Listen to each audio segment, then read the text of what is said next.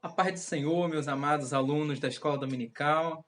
Estamos aqui para mais uma preciosa lição, que hoje é a lição 10. Hoje estaremos estudando, sobre a intercessão pelos Efésios. Nós vamos perceber, à luz da palavra de Deus, que o apóstolo Paulo ele vai entrar no tema de oração. Amém? Vamos estar lendo então o título, o texto áureo, e a leitura bíblica em classe juntos. Vamos lá. Título da lição: A intercessão pelos Efésios. Texto áureo. Por causa disso, me ponho de joelhos perante o Pai de nosso Senhor Jesus Cristo, do qual toda a família nos céus e na terra toma o nome. Efésios capítulo 3, versículo 14 e 15. A verdade prática da nossa lição diz que devemos interceder pelos eleitos de Cristo, para que eles sejam fortalecidos de poder, vivam em comunhão e exercitem o amor de Deus. A nossa leitura bíblica em classe, ela se encontra em Efésios, capítulo 3, do versículo 14 ao versículo 21. Vamos lá. Por causa disso, me ponho de joelhos perante o Pai de nosso Senhor Jesus Cristo, do qual toda a família nos céus e na terra toma o nome, para que, segundo as riquezas da sua glória, vos conceda que sejais corroborados com o poder pelo seu Espírito no homem interior, para que Cristo habite pela fé no vosso coração, a fim de, estando arraigados e fundados em amor, poderdes perfeitamente compreender com todos os santos qual seja a largura e o comprimento e a altura e a profundidade, e conhecer o amor de Cristo, que excede todo entendimento, para que sejais cheios de toda a plenitude de Deus. Ora, aquele que é poderoso para fazer tudo muito mais abundantemente, além daquilo que pedimos ou pensamos, segundo o poder que em nós opera. A esse glória na Igreja por Jesus Cristo, em todas as gerações, para todo sempre. Amém. Glória a Deus. Essa é a nossa leitura bíblica em classe, o objetivo geral da nossa lição de hoje. Aprender a eficácia da oração no fortalecimento, restauração e crescimento espiritual da igreja. A lição ela é dividida em 3 tópicos.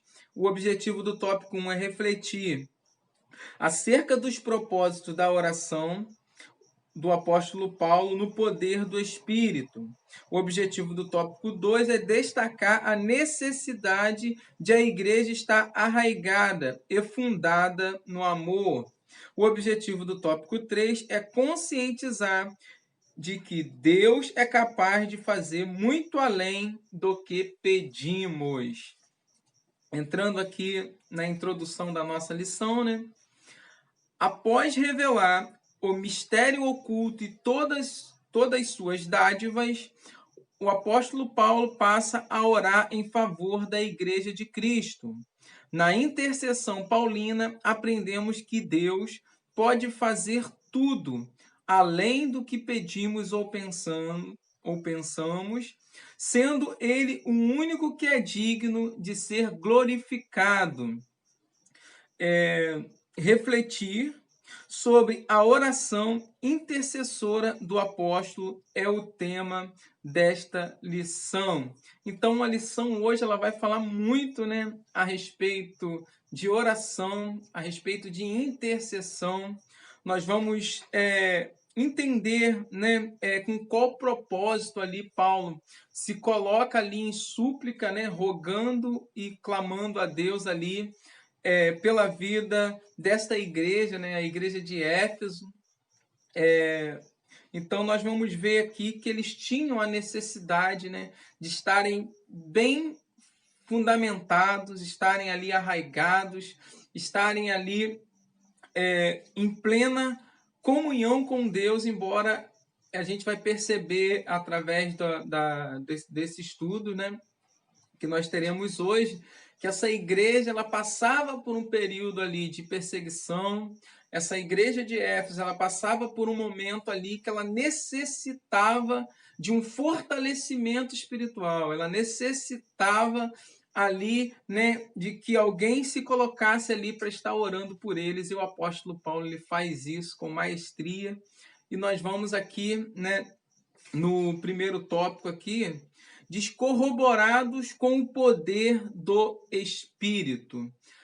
O apóstolo inicia sua oração ao Senhor com um pedido duplo aqui. A gente percebe que ele pede primeiro ali o poder do Espírito no homem interior e a presença de Cristo nos corações ali dos crentes. Analisando aí o capítulo 3 de Efésios, especificamente no versículo 16 e 17, né, nós vamos ver que você percebe que Paulo começa a tratar de um assunto extremamente importante ali, que é o poder do Espírito que habita no crente. Na igreja de Deus, naqueles que servem a Jesus, habita em mim, habita em você que está assistindo, né, essa aula. Amém? Paulo inicia falando nessa carta, né, especificamente ali no capítulo 3, versículo 16, sobre o tema oração. E Paulo, ele era um homem de oração.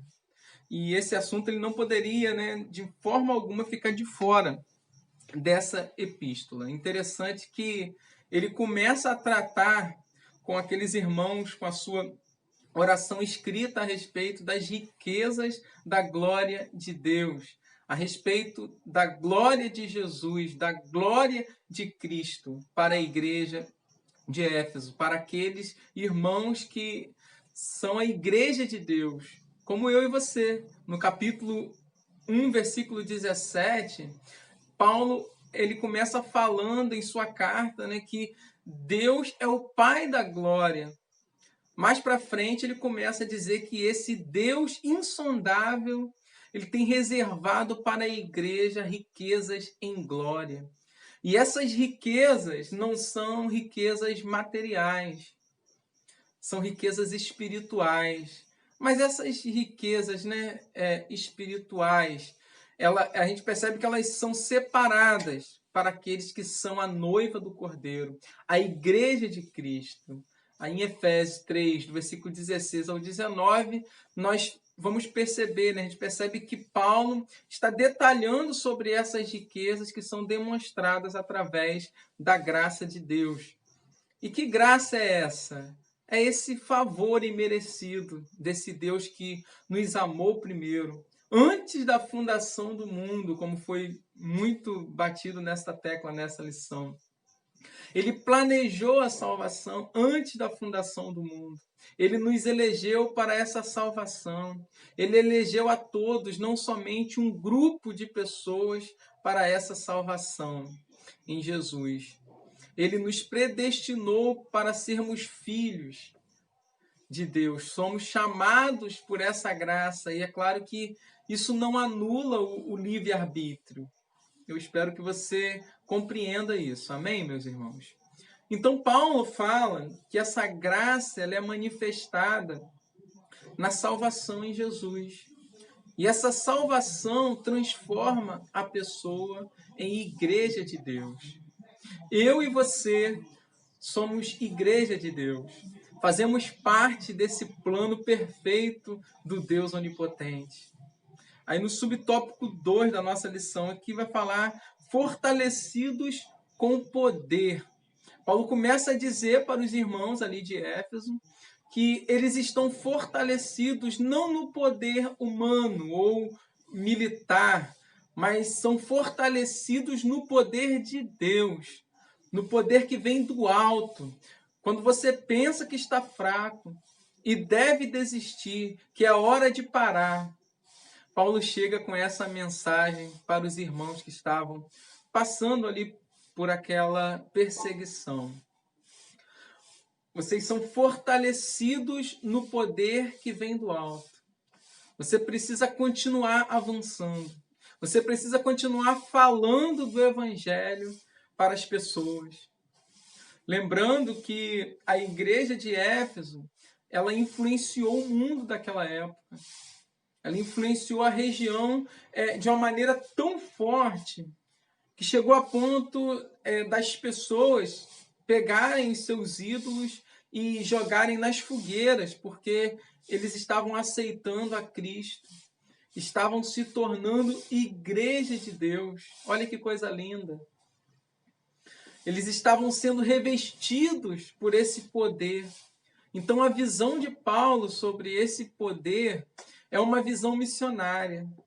O foco de Paulo é mostrar que nós, revestidos, cheios do poder de Deus, como igreja, precisamos falar do Evangelho de Jesus. Amém?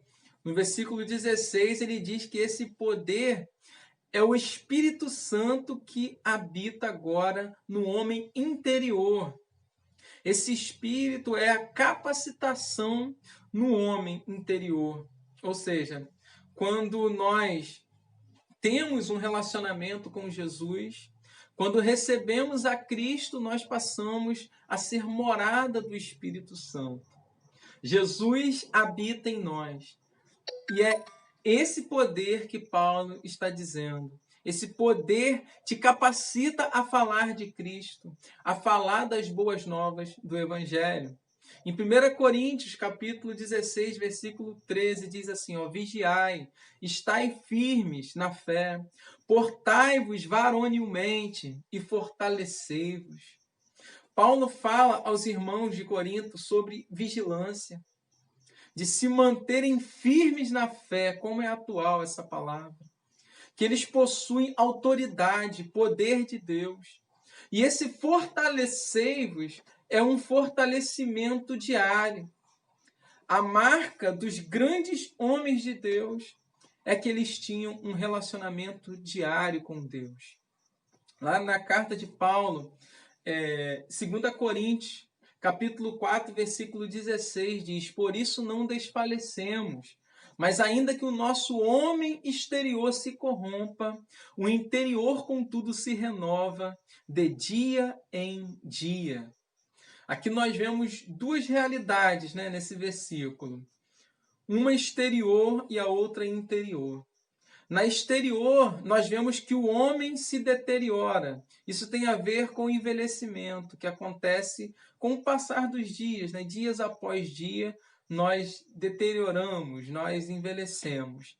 Mas o interessante é o que Paulo fala a respeito do homem interior, que é o contrário do homem exterior. Porque o homem interior, ele se renova de dia em dia. Quando Deus criou o homem, ele tinha a expectativa de obter com o homem um relacionamento diário. Nós vemos isso no Éden.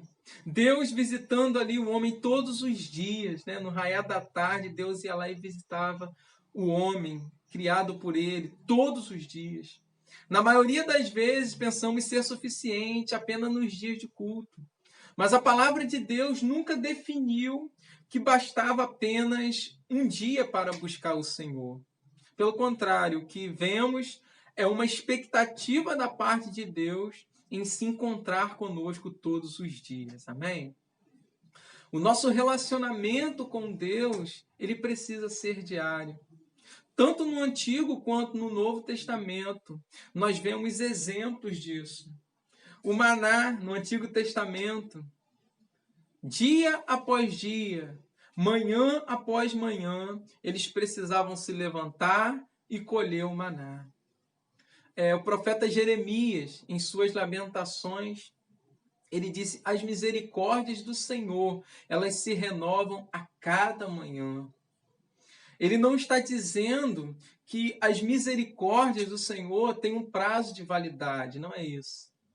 Mas o que ele está dizendo é que a cada manhã nós devemos começar novamente o nosso envolvimento com Deus. Nós precisamos buscar a mesma misericórdia que foi buscada no dia anterior. Ou seja, nós precisamos buscá-la no dia seguinte. Isso mostra a importância de irmos a Ele dia após dia.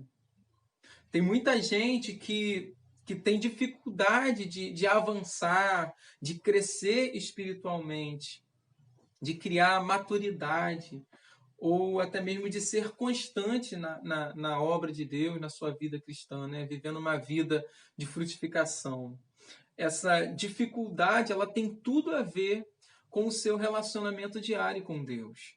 Nós precisamos separar tempo para estar com Deus todos os dias. Não é o cumprimento de uma regra ou uma imposição, não. Não é bem assim. Esse relacionamento ele precisa ser baseado no amor e com a consciência de que o homem exterior ele precisa de alimento, né? Nós temos essa consciência. O homem exterior ele precisa de alimento para sobreviver. Então não é diferente com o homem interior. A Bíblia diz: nem só de pão viverá o homem, mas de toda palavra que sai da boca de Deus. Mas, irmão Marquinhos, eu já li muito a Bíblia, não preciso mais. E aí eu te pergunto, né? Se você me disser assim, eu já comi muita comida, eu vou parar de comer, não preciso comer, não preciso mais me alimentar. Quanto tempo você acha que vai durar? Então nós precisamos nos alimentar da palavra de Deus.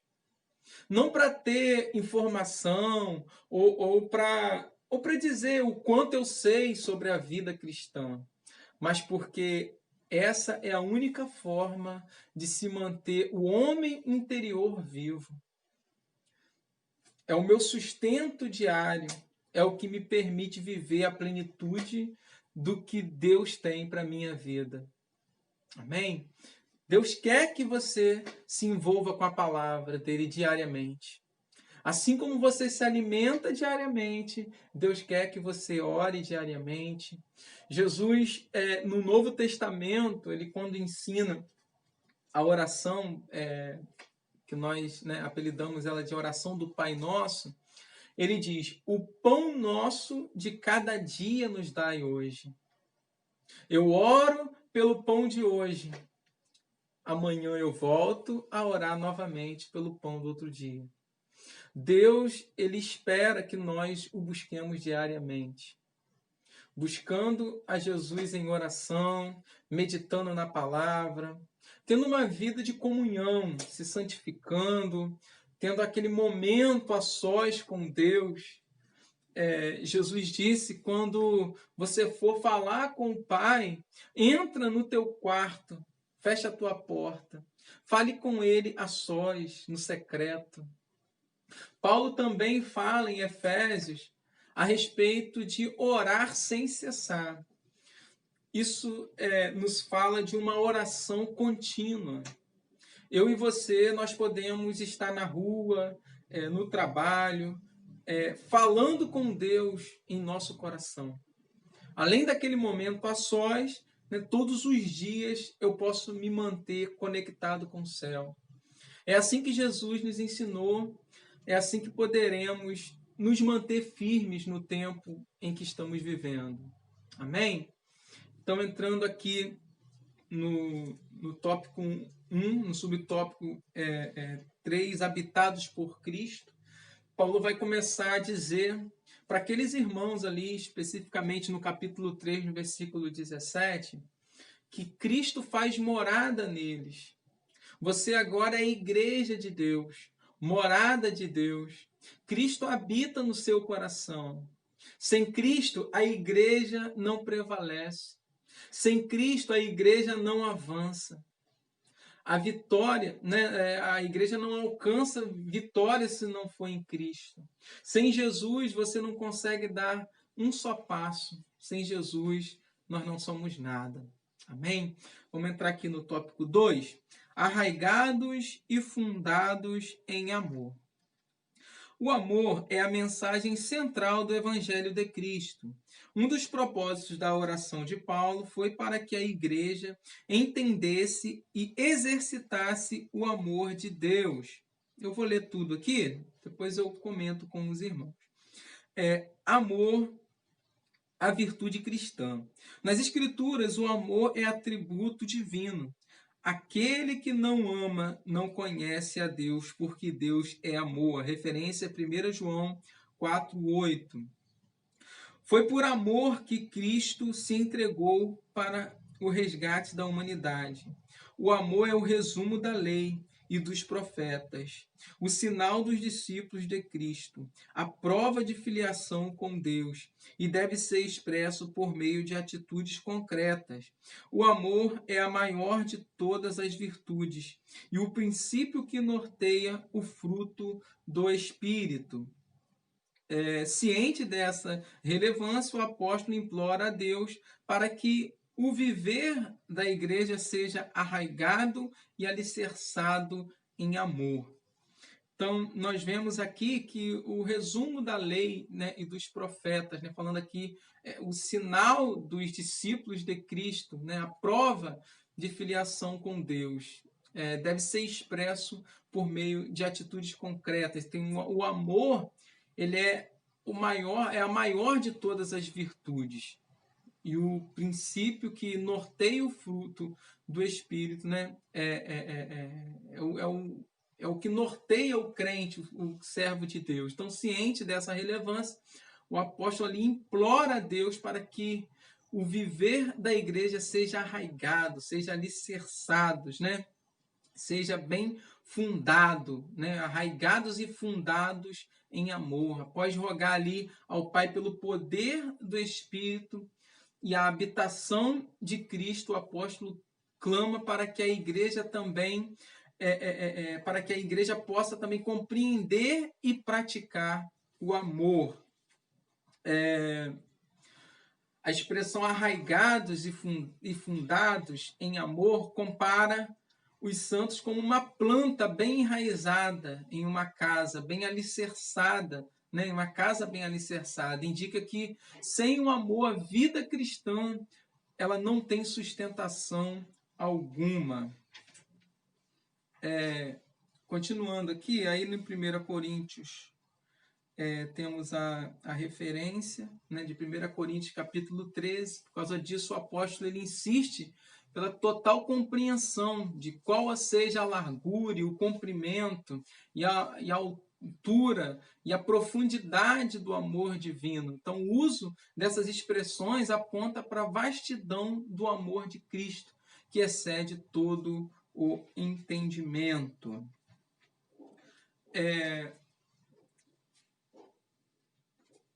E indica, né, que a lógica humana ela não pode mensurar o amor de Deus, foge, né, da nossa compreensão o amor de Deus. Por isso que é um amor de tal maneira, de tal forma que é difícil para o ser humano compreender. A igreja de Deus ela deveria estar entrelaçada, ter essas raízes, estarem unidas em amor por causa de Cristo. Esse é o fundamento da igreja. O amor é uma virtude do cristão. Efésios capítulo 5, versículo 2 diz: "E andai em amor, como também Cristo nos amou e se entregou a si mesmo por nós, em oferta e sacrifício a Deus em cheiro suave." Foi por amor a mim, a você, que ele se entregou em nosso lugar. Era para nós estarmos aprisionados. Era para nós morrermos. Porque a própria Bíblia diz que o salário do pecado é a morte. Mas pela sua graça ele nos amou primeiro. Mateus 22:40 diz que o resumo da lei e dos profetas é o amor. O amor a Deus, o amor ao próximo. Essa ideia de resumo da lei, nós estamos nos referindo ao Pentateuco, os 5 primeiros livros da Bíblia escrito ali por Moisés. Aos profetas, a gente aqui está se referindo aos profetas do Antigo Testamento. E nessa versão que estamos estudando, estamos falando das escrituras hebraicas, que a escritura hebraica ela é dividida em lei, profetas e escritos. Então, o resumo é o amor, que aponta para Jesus. Ou seja, o resumo da Bíblia é o amor que aponta para Cristo. O resumo da Bíblia é Jesus. O centro da teologia é Cristo. Esse é o verdadeiro centro da igreja. E nós somos conhecidos como os discípulos de Jesus quando nós manifestamos o amor. O amor ao nosso próximo, como está escrito lá em João, capítulo 3, versículo 17, nossa relação com o mundo. Porque Deus enviou seu Filho ao mundo, não para que condenasse o mundo, mas para que o mundo fosse salvo por ele. Então, o amor é o fruto do Espírito, é um dom de Deus. O amor é dado à igreja de Deus. Paulo está orando, rogando a Deus, pedindo ao Pai para que a igreja manifeste esse amor. Viva essa teologia, viva essa palavra de Deus. Quando você lê o capítulo 3, versículo 17 de Efésios, você percebe que Paulo usa uma alegoria. Ele compara a igreja a uma planta que precisa ter raiz. E essa raiz é a raiz do amor. O fundamento é baseado neste amor de Jesus. No capítulo 13 de 1 Coríntios, Paulo traz uma poesia maravilhosa a respeito desse fundamento. Ele escreve essa mensagem ali demonstrando para os irmãos dessa igreja que o amor é o fundamento principal. E a igreja de Corinto, ela estava passando por um grande problema ali. Estava vivendo um problema ali de muita rincha entre os irmãos. Tinha 4 partidos ali dentro da igreja. 4 grupos. Uns ali eram do partido de Cefas, que era Pedro. Eram mais fundamentalistas. Tinha gente que era de Paulo, aquele que foi o fundador da igreja. E tinha outros que eram do partido de Apolo, o partido da oratória. E tinha gente ali que era do partido de Jesus.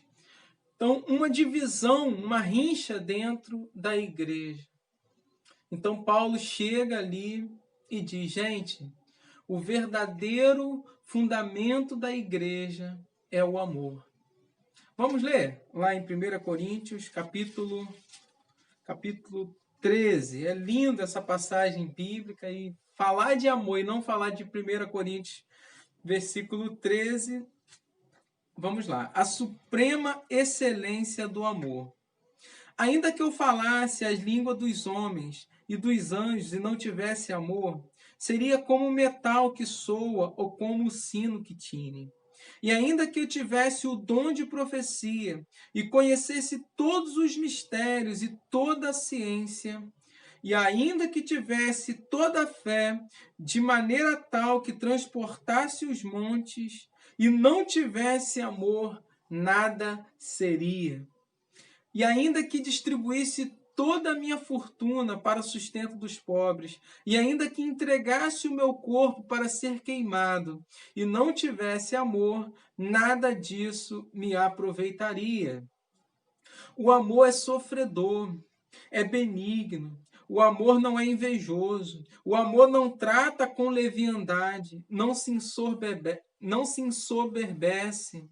Não se porta com indecência, não busca os seus interesses, não se irrita, não suspeita mal, não folga com a injustiça, mas folga com a verdade. Tudo sofre, tudo crê, tudo espera, tudo suporta. O amor nunca falha. Mas havendo profecias, serão aniquiladas. Havendo línguas, cessarão. Havendo ciência, desaparecerá. Porque em parte conhecemos e em parte profetizamos.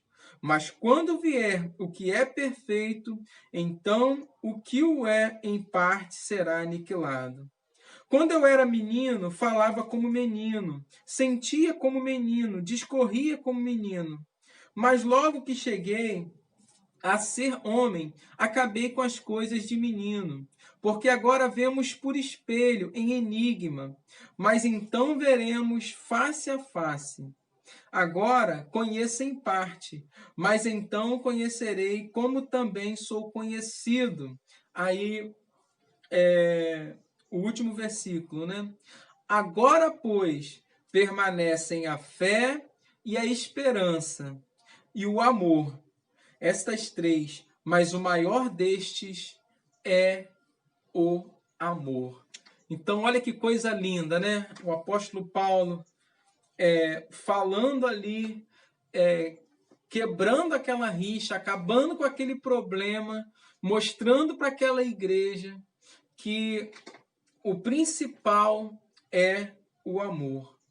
Então, o apóstolo Paulo ali, né, rogando a igreja de Éfeso, da mesma forma, nós cremos que ele atentou para essa questão do amor. Não adianta falar em línguas, não adianta ter o dom da sabedoria se não tiver o verdadeiro amor. Amém? O amor de Cristo é real, é pleno, é intenso, tem fundamento em Deus. E essa intensidade, ela deve ser vivida pela igreja. Esse amor é o fundamento, ele é fundamentado em Jesus. E nós somos capacitados em amor por causa do Espírito Santo de Deus. Então essa intensidade, ela é vivida diariamente. E essa mensagem, ela é tão atual para esse momento que nós estamos vivendo, nesse período aí de pandemia. Nós precisamos amar o próximo. Nós precisamos ajudar aquele que precisa. Não só do material, mas aqueles que precisam buscar mais a presença de Deus. Agora nós estamos vivendo o verdadeiro amor, tendo que cultuar a Deus dentro de nossas casas, sem estar dentro das quatro paredes ali do templo. Eu oro assim como Paulo, para que você receba o fortalecimento de poder. Eu oro para que você não perca a presença plena de Cristo. Eu oro para que o amor de Deus seja abundante na tua vida e que você cresça espiritualmente, porque nós somos, como diz na Bíblia, né? Nós somos como a luz da aurora, que vai brilhando e brilhando até ser dia perfeito. Amém? E eu quero encerrar a aula aqui, para não ficar muito longa, mas que Deus te abençoe. Amém? Fiquem na paz.